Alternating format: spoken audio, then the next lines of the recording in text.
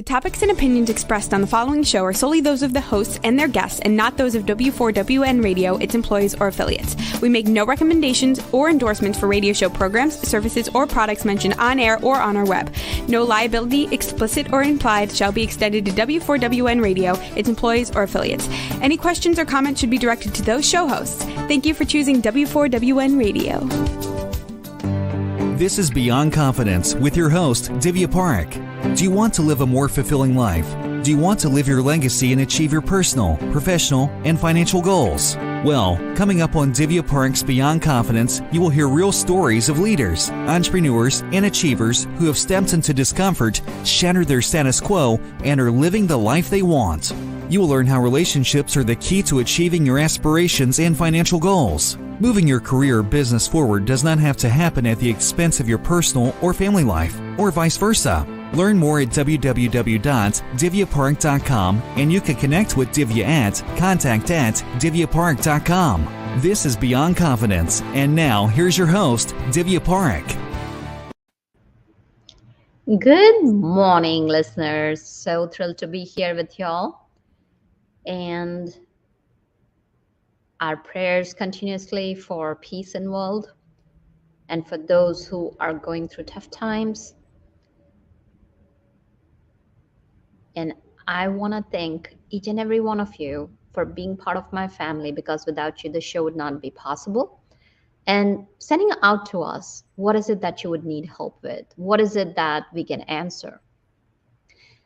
So thank you for that. And I'm also grateful to those of you who have got my book, Expert to Influencer and the Entrepreneur's Garden, because the profits from the book have helped our audience, have helped. And the reason I say our audience is because people have got the book and shared such great stories, how the books have helped them personally. And also, I'm very thrilled to share that we were part of a big family of Kiva.org, and we helped several women entrepreneurs across the globe. So thank you for making that possible. So if you have not got your copies, get any of my books copies, and partial profits go to support women entrepreneurs all across the globe. And I'm going to call upon you to share 1 hour of your time every month to support someone, no strings attached, just giving, pure giving, because in pure giving lies the receiving. Let's invite our guest in now. Welcome, Christine. Good morning. So nice to be here. Wonderful to have you. So Christine, do share if you remember any moments from your childhood that stand out for you. Yeah, I've had a really interesting childhood. I moved a lot when I was a kid, and I was quite an introvert. And in fact, today I've lived in 5 countries, 30 cities, and some of those cities more than once. So for me, one of the big childhood memories that stuck out to me is actually the moment I had first time I ever remember crying for happiness. And it was when my parents came to tell me for the first time that I remember we were on a new adventure. It was time to move to a new city, and that meant new friendships, new opportunity. And I was so excited. I never saw the downside, and that led me on to the path I've certainly followed most of my life, which is go pursue new opportunities. But I remember that moment. I was probably about 6, and I was like, how exciting. We get to do something for the first time. And that's the beauty when children look at situations. It's from such a different lens that, oh, this is an adventure. This is exciting, just like the books I read. So tell me, which countries have you lived in? So I am a Canadian born, and I have lived all over Western Europe. So I was really lucky in my undergraduate to go to spend some time in Germany. And then I got the travel bug to go back to Europe. And I've also lived in England, Scotland, as well as France. You know, how wonderful, because when you're exposed to different cultures, it's amazing how much you can pick up. I've traveled to a few different countries, and people are people everywhere. And yet that difference brings us even more together, because you learn to see life from such different perspectives. 100%. And I think it's true. For all the fact I've traveled, I've been very blessed to be able to do that. But it really also connected me to the fact I think people are all driven by the same things. We all want our families to have a better situation. We all want to be part of community, and we all want to give back and know that our time here mattered. And so when you're forced into, something unknown, whether that's the first time I've moved or living abroad, it is really an opportunity to be humble, to say, I'm uncertain here, not because I lack intelligence, but because this is new. And I really just always viewed my life as wanting to build my own version of the United Nations. Friends in all places of the world, connections mattered. And it didn't matter where I was living. I always felt really called to do that. Oh, that's beautiful. So as you grew up while moving around, where did your career take you? Well, I lived on a place called Vancouver Island, and so I was desperate to get off the rock. And so when I first finished school, I went to the big city. So I moved to Vancouver, where I was offered an opportunity. And that's where my career first started. I was the only woman, bar one, in a tech startup. And I was definitely a fish out of water. I was adulting on so many ways. I had my first apartment by myself. I had a career, and my very first plot twist in the career front, where something really unexpected happened. And it was a moment to regroup, where my dad said to me at the time, you get to decide what kind of woman you will be in the workplace from this moment. And I was like, I could have not had that chapter. Thank you very much. But I learned to go into the big city when I first started my career, and I started it in marketing in the IT space. Yes, I love that. You get to decide the woman you want to be, and for that matter, for the person you want to be. Mm-hmm. And so many times what happens is people forget that they have a choice. They let the situation just bog them down and chain them in the shackles of limitations, that we forget the unlimited power each and every one of us have, and specifically having that power of choice. So as you kind of navigated your lot of things happening over here, how did that go for you? Well, it's interesting. You look back on it in hindsight, and you think it wasn't. Maybe it wasn't as ugly as it was. The truth is, it was pretty ugly. So I was working for a company, and I found myself very unexpectedly exiting because my married boss had offered someone else in the team an affair and my job. And so I was out on my nose very quickly and terrified, because I thought, well, I have this apartment. I didn't have money in the bank to really support this. And so I did what most young inexperienced adults do. I ran home. I went home for a couple of days, and that's where my dad sat me down, and my dad's been a great career mentor for me all of my life, and said, it's unfortunate that the casting couch still exists. I know it did in my day, and I really had hoped for my daughters that it would not encounter it in your work environment, but it was what it was. I had to really recognize it didn't matter that I didn't think it was fair. It didn't matter that it was terrible and scary. I really had to decide, is this the make of me, or do I get to make the next chapter? And so after, spending some time with my parents, I did head back to the big city and decided if it was up to me, it was really going to be time to get out and start networking and start meeting new opportunities, because there was opportunity out there. But it did definitely shake my confidence, and it really helped me. When I look back now, say it defined me in many ways, but at the time I really just wish it wasn't happening. Of course. And we are designed to have face pain, because our brains are just designed for survival. It's not there for thriving. And of course, what we are going to do when we experience pain, we want to run away from it. The first thing we do, pain, okay, can I get a pain med? Or can I, oh, it's too hot, let's run for the AC in the car. It's just even like general simple things. All of us, or most of us, some people may be different, but we tend to move away from pain. So when you were going through that, as young as you were, what were some of the key elements that helped you move through that? I think it was a recognition that I couldn't wish it away. I was traumatic. Like I thought to myself, like, how did this just happen? Like no one told me about this in university, like that this could be a possibility. And so I was a little shell shocked. I think, if I was truthful, but I also recognized I couldn't wish it away. The facts were what they were. I was without a paycheck.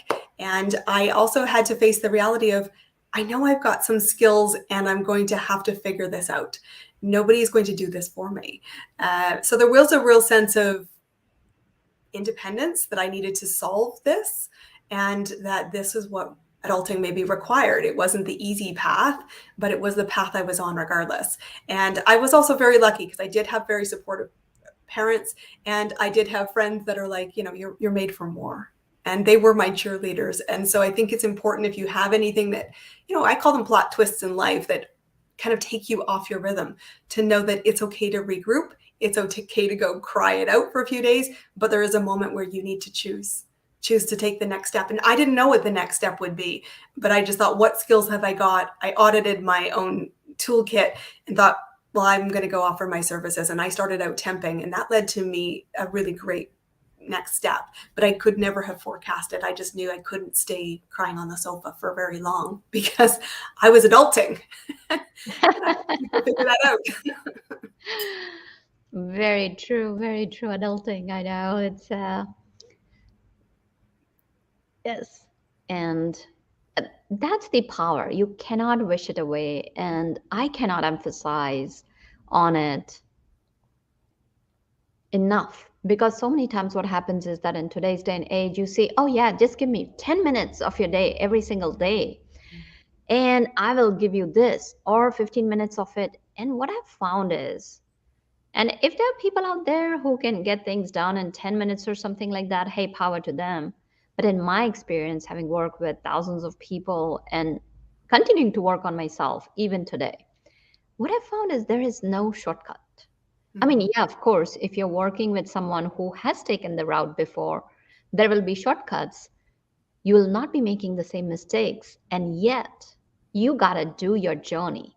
You can have that knowledge. You can have somebody there right by your side, but you got to do that due diligence. You got to put in the work, because think about it. If you don't come into your own, how are you going to?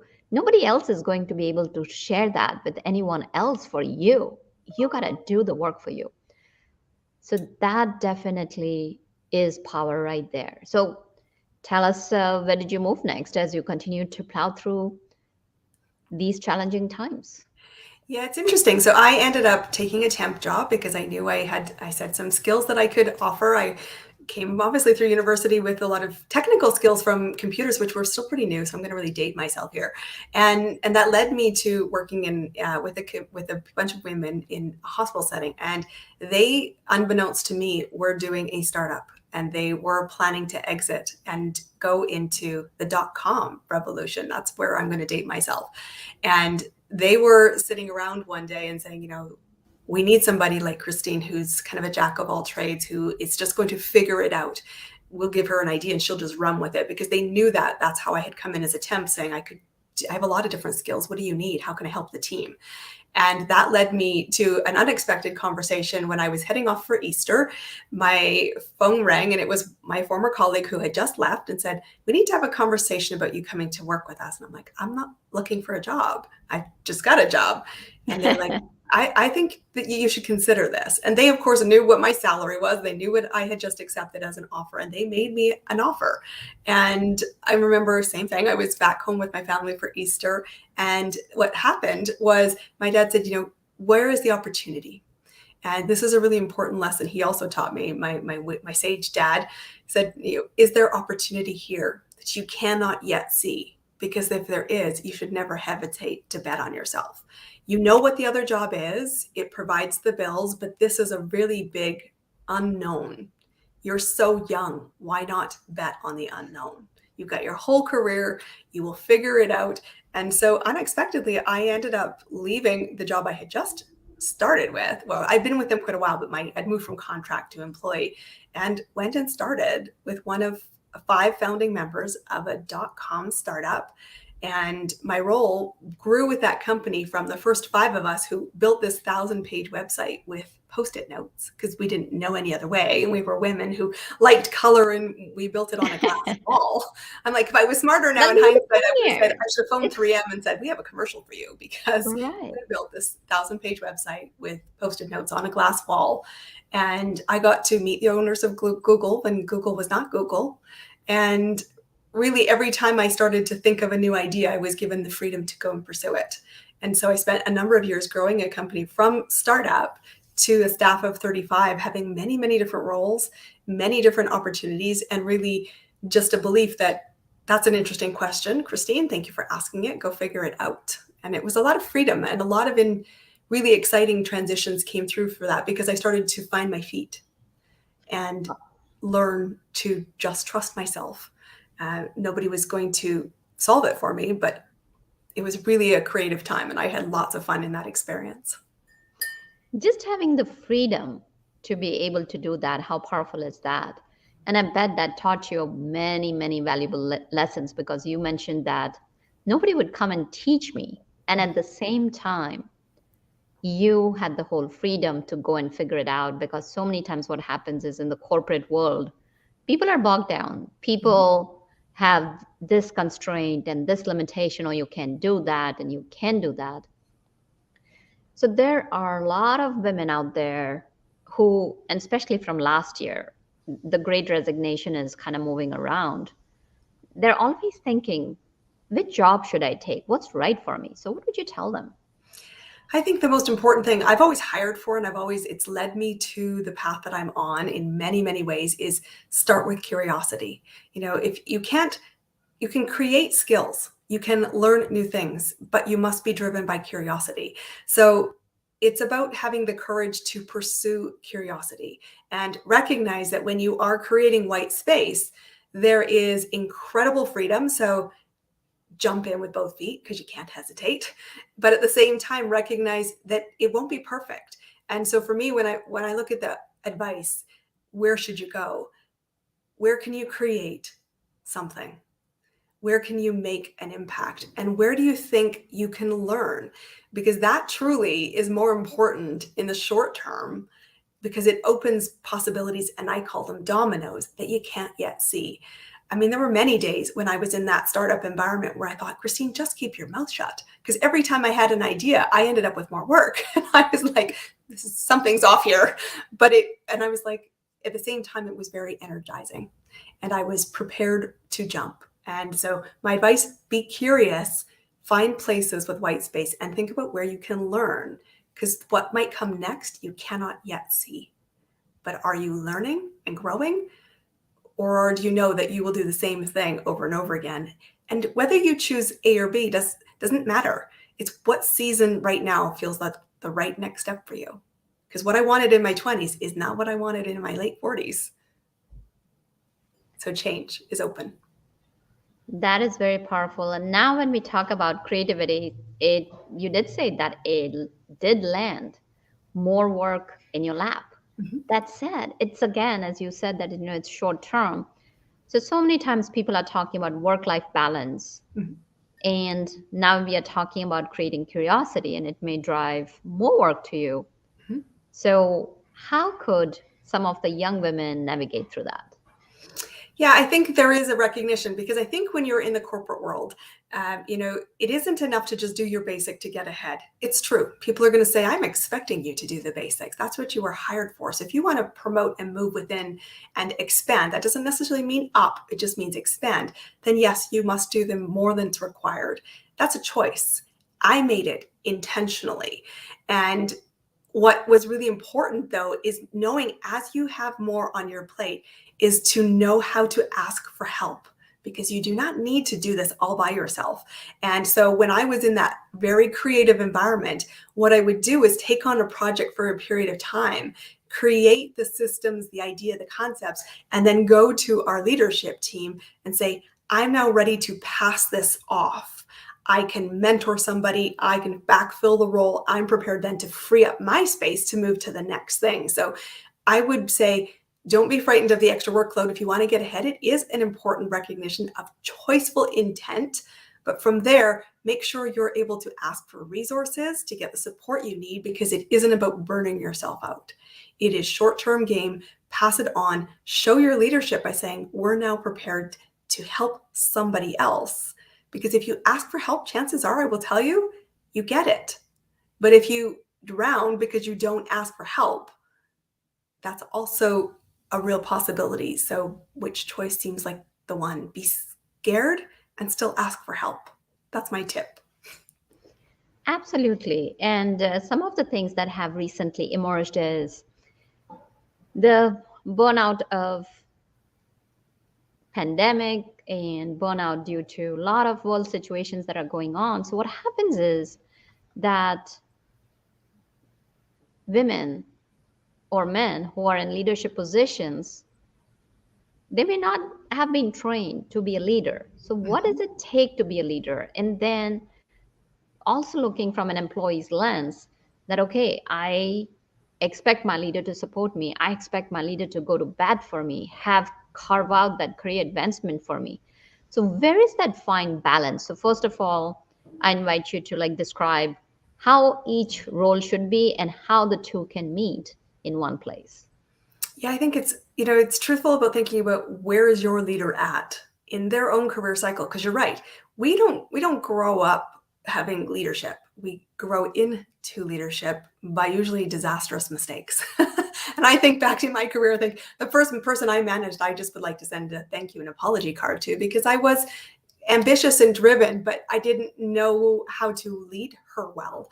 And so it was probably very awful for her and from an experience point of view, but I learned a lot. And I think the thing what I would say about leadership is recognizing you grow into leadership through experience. So you must recognize that it's an evolution. What's also really important is don't put leadership as outside of you. The first person you must lead is always yourself. So that's where I said being prepared to ask for help, being prepared to audit your own skill set and say, I don't have these skills. I feel like a fish out of water. How can I get them? And then again, going to bat to say, I would like to take the following courses, or I'm prepared to invest in myself in my own time to grow. The final thing I would say about this is remember that leaders aren't anything other than human. So put the human back in it. It's important to have open dialogue, to understand, give feedback, receive feedback, and say, we need to figure this out together. It's not something, no one likes to feel autocratic. Nobody likes to be micromanaged. And in periods of high stress, unfortunately, that's what happens. We see a lot more micromanaging, and then we self-select ourselves out of leadership. And I always remind myself, the person I must lead first and foremost is always myself. I must identify skill gaps and bridge the skill gap.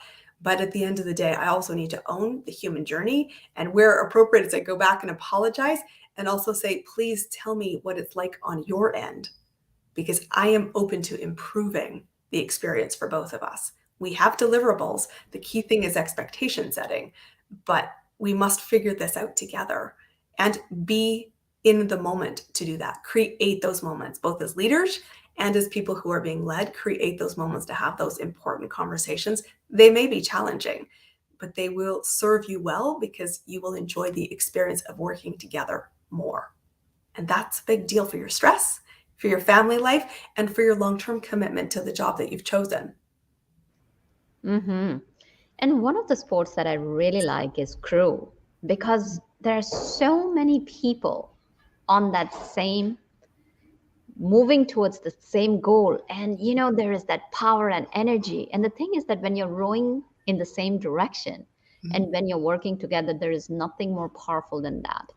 You brought up a good point that micromanagement may show up. Mm-hmm. So in your experience, what are the signs of micromanagement? It's interesting. I think this is what I've discovered in most of my career is the people that micromanage you don't see themselves as micromanagers, okay? Which is really ironic because often the experience is, I'm giving you complete freedom and then I'm going to ask you 1,000 questions. And you're like, the 1,000 questions make you a micromanager. So I think there's some blind spots that we need to recognize. But a blind spot is a intent to want to know what steps are being taken. It's a visibility ask. I think it actually intentionally, it's not about saying you're not competent. It's not about questioning your ability to do the job. It's about I'm requesting visibility. So when you do have somebody who follows up with you a lot or asks you to really be specific on every step you're taking, it's really easy to get tense and to find friction in that place. But if you can dial it back of what are they really asking for? They're asking for visibility. Why? Because they want to see whatever work we're doing together reflect well on both of us. So one way you can take the sting out of micromanaging is go, they want more visibility. If I'm proactive about visibility, chances are they'll be less in your space saying, what are you doing now? What are you doing now? What are you doing next? Why are you doing that? And trust me, when then that happens, it just will change the energy of the relationship. So most of them don't know they're doing it. So be prepared to give the feedback and then understand what they're asking for and try to serve it in another way so that it takes the stress out of the dynamic. It doesn't always work, but it also is an important thing to learn, because if you are being micromanaged, the one golden gift it gives you is, I don't want to do that to others. So as you become a leader and you step up into new opportunity, it's really important that you go, am I doing that? Did I learn to do that from somebody else who led me? And break the cycle if that's the case. Definitely. That's so powerful, Christine. Learning how to communicate, understanding what is the communication style of other people, because most of the time as I am talking to people and encountering the problems that you hear, most of the problems that are like consistently repeated are that, this person is asking me to do that. And I don't feel heard. I feel like I'm being micromanaged and they're asking me to do that. And it's as simple as having a conversation. How would you like to receive the information? And even sometimes creating a sort of an agreement between you and your boss, or even between you and your colleagues, that would make such a huge difference.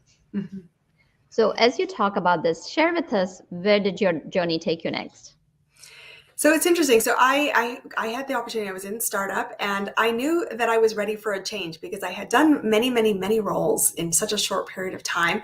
But I knew that our company, when we was coming to a precipice, and if we didn't get certain actions happening, it was licensing at the time, that our business model would struggle. So I started to look at outside what would come next.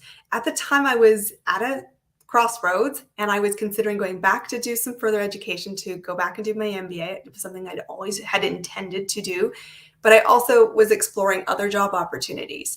And interestingly enough, I applied for school, and I also was looking for work. I was accepted as a new position, but it was a 1-year contract for an opportunity that gave me leadership. So it gave me opportunity to work with having teams for the first time. And that was a step in my career that I really wanted to pursue. The day after I accepted my job, I got the acceptance letter to school and thought, wow, isn't timing in life funny? And so I had to sit and go, well, what matters more? And I was very lucky. I had a great mentor from my previous undergrad who said to me, just remember, because I was working in a resort in hospitality with a great ski hill in my future and golf resorts in my future. And he said, don't let a great ski season deter you from your bigger life goals. And so I asked school if they could defer my acceptance a year while I could serve that 1-year contract. And then I did that, and then went off to pursue my master's internationally. And what was your master's in, and how did that enhance your learning? Yeah, it was interesting. So I did an MBA in international business, and I went to school in Edinburgh. So I wanted to continue to pursue my international experience, because to me, when you're doing an MBA, it is about, you're going to be surrounded by type A driven people. And that's something going in, regardless of what school you choose. But to me, what I wanted out of my career was international experience, because I really felt that was going to be the way business was moving, was the need to work effectively within teams when you had different cultures in the mix. And so I went to school in Edinburgh, which was recommended to me as a university. It's a well-reputed university. It's a top 100 school. But in my class, which had 110 people, there were 70 nationalities represented. And so it wasn't just about competing with a bunch of competitive individuals, but competing when you're struggling with the cultural diversity question always at the table. And I had an opportunity to both study in both Scotland and in France while I was there. And I did do an internship working for Procter & Gamble at the time. And it allowed me to challenge myself, work really with a bunch of people with very different cultures that I had not had exposure to, and at the same time, challenge myself in new ways. Once again, living in a foreign country. So it was lots of fun.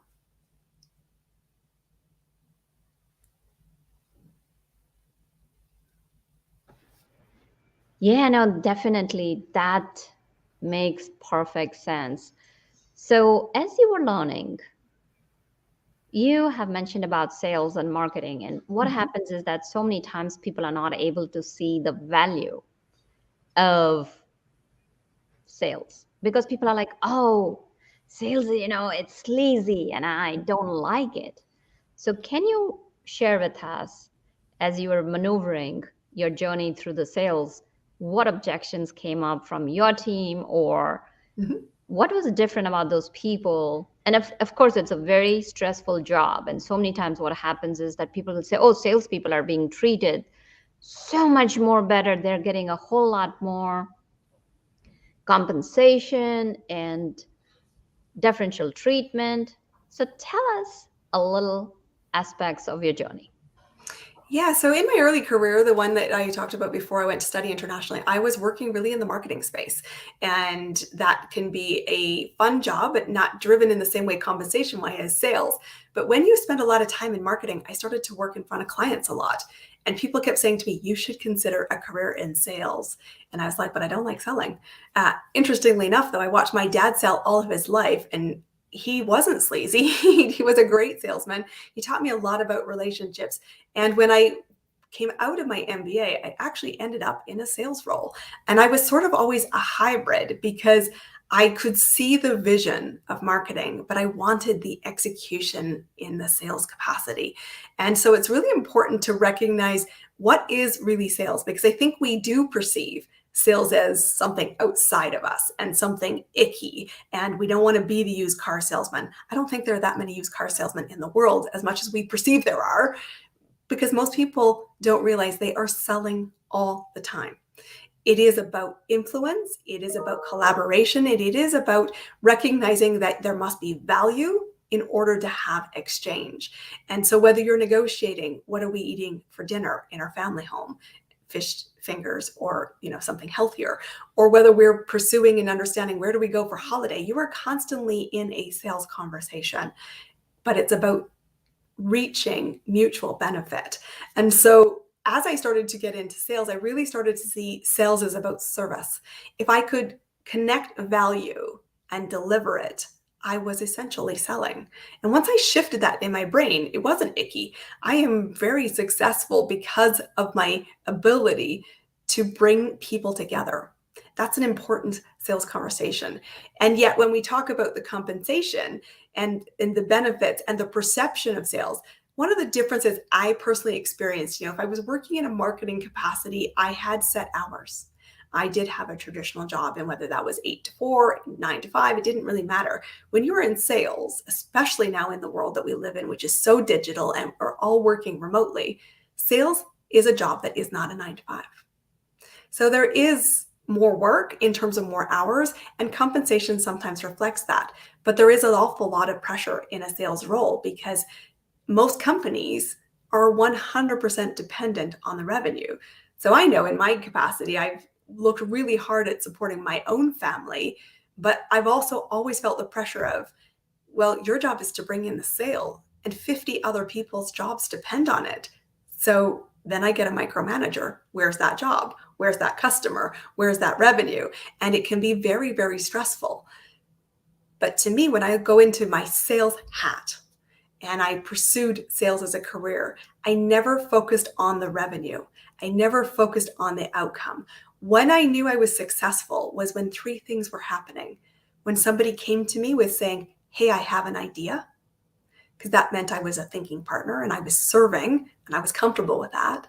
If somebody came to me saying, I got your name from somebody else, they told me you would help guide me. I really loved being a guide and saying, this is just my recommendations. Here's some options. I want you to choose the one that's right for you, not go buy one thing. I was comfortable being a guide.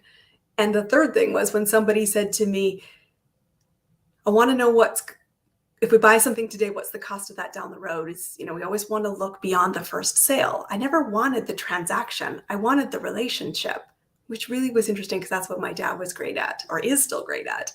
But when I looked at sales as be the thinking partner, be the guide, be focused on where we're going to be in 10 years, not the first sale, I was very comfortable.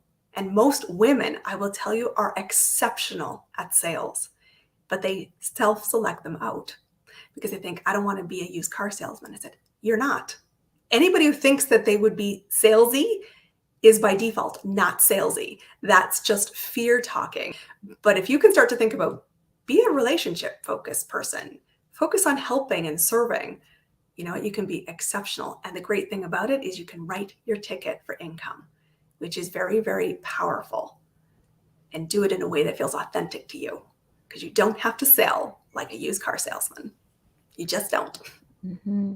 And you're absolutely right, because one of the things that you mentioned and that resonated with me is that it's not a transaction. It's about building a relationship. It's about bringing about a transformation, because there may be, whether you're in corporate or an individual entrepreneur. So let's say if you're in a corporate, and then if you are marketing a piece of device that's going to change somebody's lives, then you are sharing, you're serving and not selling. And it's about that mindset, leading with value and not seeing the person or the other business as a cha-ching, cha-ching, cha-ching, somebody who's going to be ringing in money. So rather than that, if you're looking at them as another human being, it makes such a huge difference.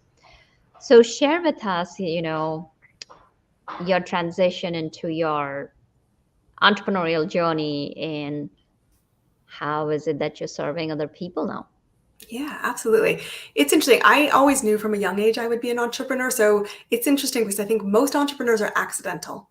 They've had a plot twist in their corporate career, or they've reached a place where they don't want the same things as maybe they started with in their corporate journey. And the natural thought to them is, I only have to have this, or I could choose something really radically different, and they become entrepreneurs.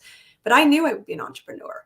And so when I was always looking, from those early days in startup to working with big multinationals, it's like, what can I learn here? What can I grow here? Because I knew that every step I was taking would be a building block.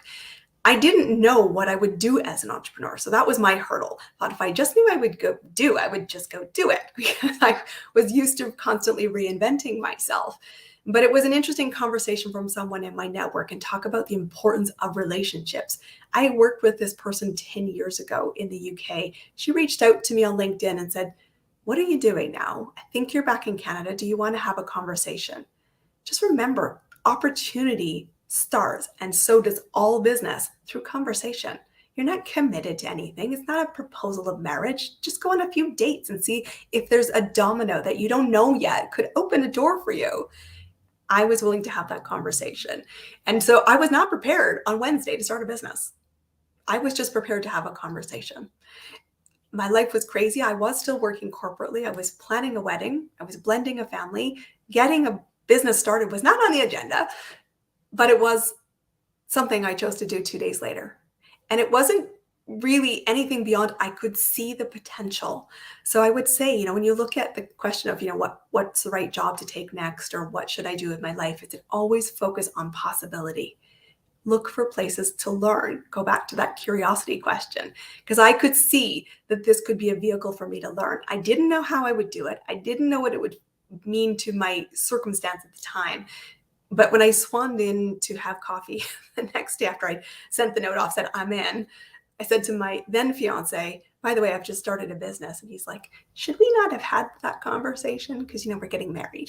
And I was like, honestly, I'll just be completely candid. It didn't occur to me to ask his permission. It didn't. And I never thought to.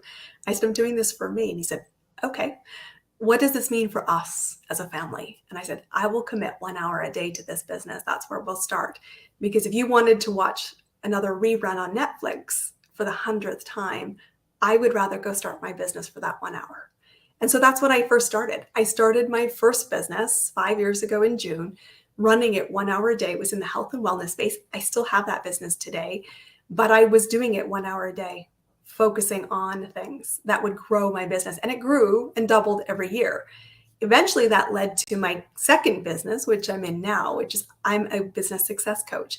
I actually help demystify business for people and get them into comfortable sales conversations, get them into meeting strangers, getting them focused around curiosity and storytelling, because business is not a mystery.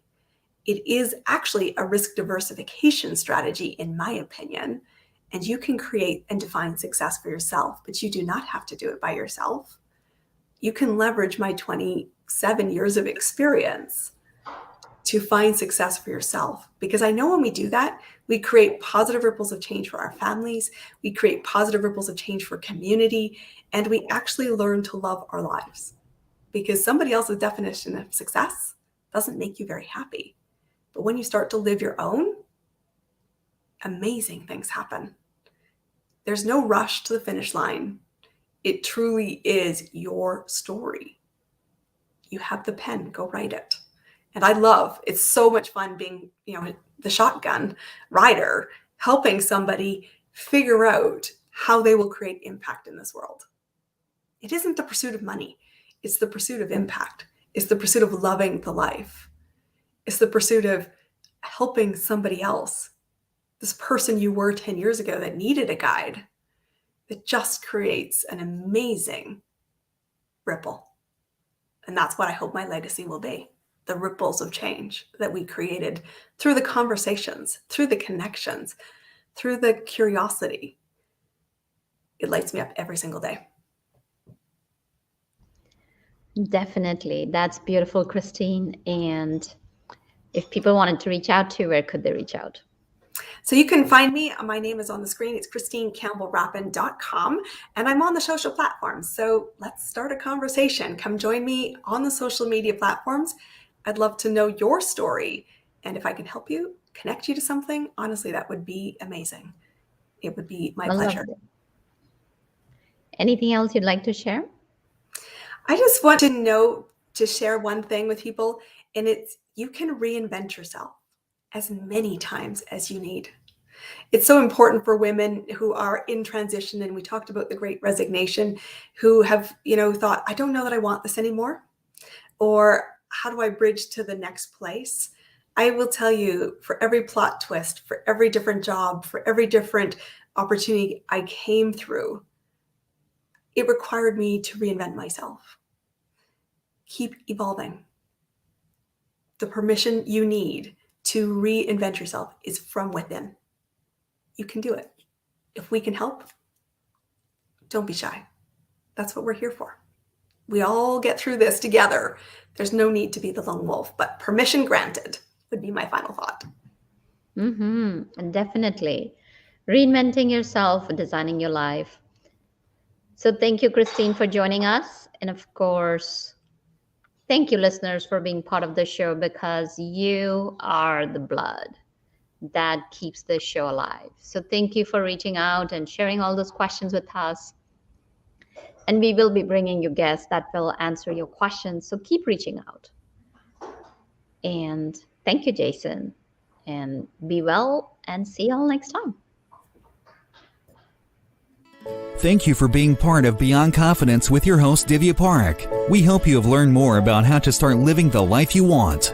Each week on Beyond Confidence, you hear stories of real people who've experienced growth by overcoming their fears and building meaningful relationships. During Beyond Confidence, Divya Parekh shares what happened to her when she stepped out of her comfort zone to work directly with people across the globe. She not only coaches people how to form heart connections, but also transform relationships to mutually beneficial partnerships as they strive to live the life they want. If you are ready to live the life you want and leverage your strengths, learn more at www.divyaparekh.com. And you can connect with Divya at contact@divyaparekh.com. We look forward to you joining us next week.